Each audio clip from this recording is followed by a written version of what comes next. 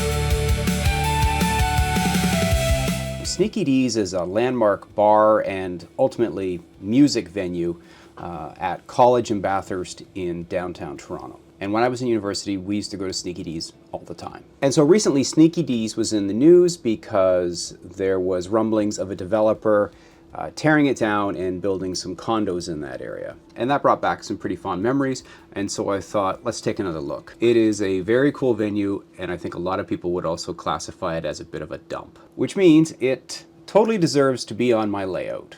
The structure itself is pretty straightforward, it's quite simple. I've fashioned it out of styrene, and I've 3D printed, using my FDM printer, some custom windows and doors. Now the challenge is making it so that people instantly recognize it. And that comes from adding the details.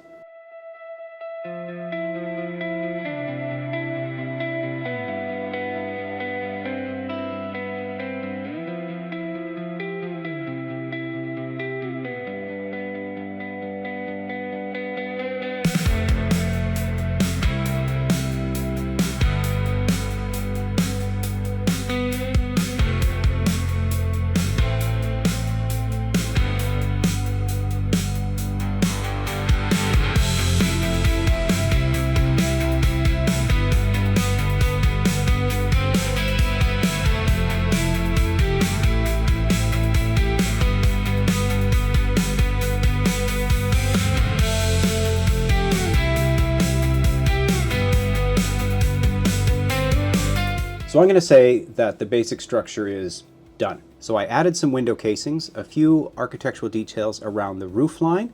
I put in some of the signature siding that's being torn off the building. I went and put some tar paper on the roof.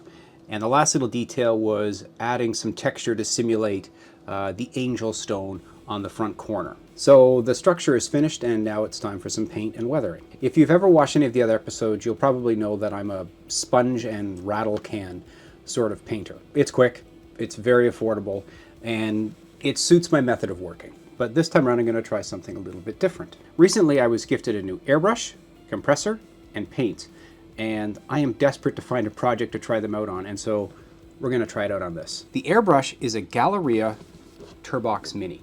And the reason I'm so excited about the new airbrush is the size of the compressor.